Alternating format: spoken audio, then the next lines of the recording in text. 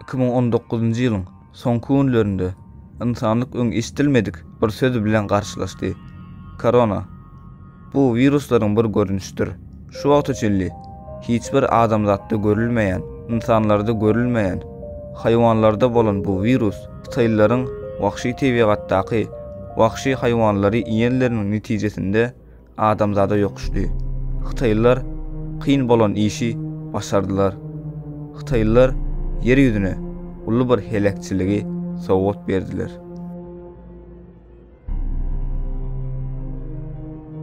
Kimine görä ýylanyna, kimine görä bolsa bu ýarganatdan Xitaýyň Wuhan şäherinde adamlar ýokuşdy. Bu virus adamlara grip ýaly ýokuşýar. Ýöne bu virus adama ilk bilen öýkeni düşýär. Adamyň dem almagy azalmaga başlaýar we gysga wagtyň içinde dem ýetmezlikden ölýär.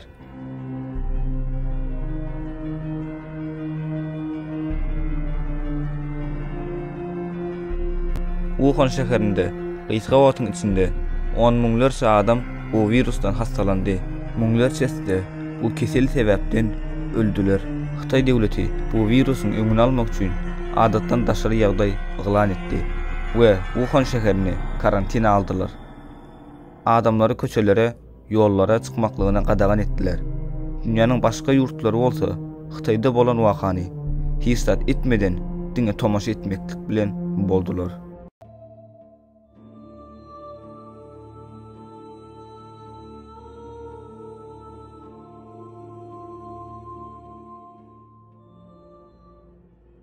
Dünya liderleri bu virusun başka yurtlara ýaýrajagyny öňünden çak etip bilmediler.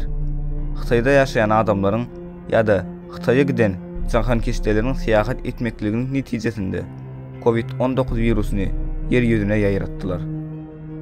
Xitaýdan soň Iran, Italiýa, Ispaniýa ýaly ýurtlarda da bu virusdan ölýän adamlaryň sany ýygyderli köpelýärdi we dünýädäki ähli materiallyklara ýaýrap pandemiýa hastalygyna ýewrildi.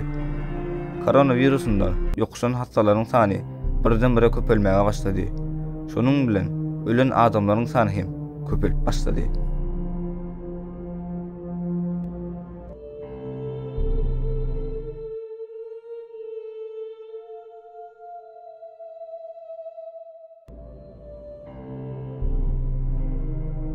Bu neseridenimizde ähli döwletler koronavirusynyň öňüni almak üçin bir näçe işleri alyp başladylar.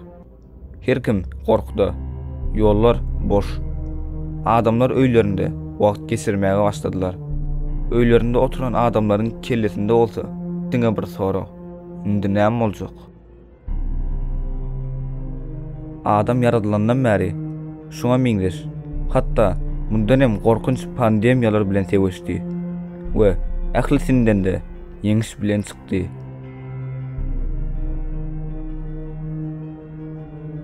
Gelin onda koronavirusdan öň bolan pandemiýalara seridelin. 541-542 ýyllarda Rim imperiýasynda dören Justinus ady berilen gyrgyn keselinde 50 milliona golay adam ölüpdir.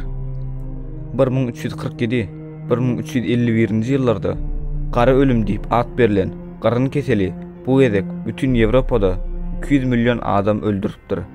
Esasan hem bu keselle Xitayda başlapdyr. Bu gyrgyn keseli taryhda ýatdan çykmajak yara bolup galdy.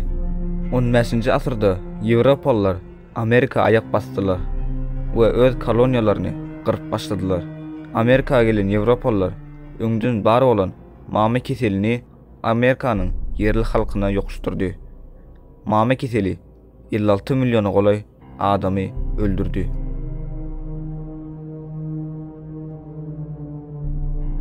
14-nji asyrda görülen gara ölüm ady berilen bu kesel Ýewropada 17-nji we 18-nji asyrda gaýtadan görüldi.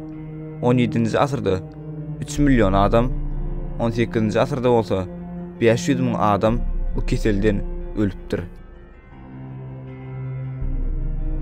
Mergi keselde adamları öz täsirini alan keselleriň biri. Ömrü 100 ýyl dowam eden mergi keselinden 1 milyon adam aradan çykdy. Ispaniýa gribi 1918 1920-nji ýyllarda bir öldürüji gripleriň biri boldy.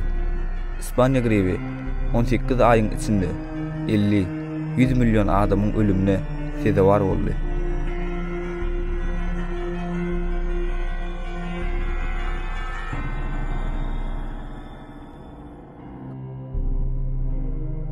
Adamlara täsir eden keselleriň biri de HIV, AIDS hastalygydyr. İlkinji gedek 1981-nji ýylda görülen bu virus şu wagtlarda hem adamlary öldürmäge dowam edýär.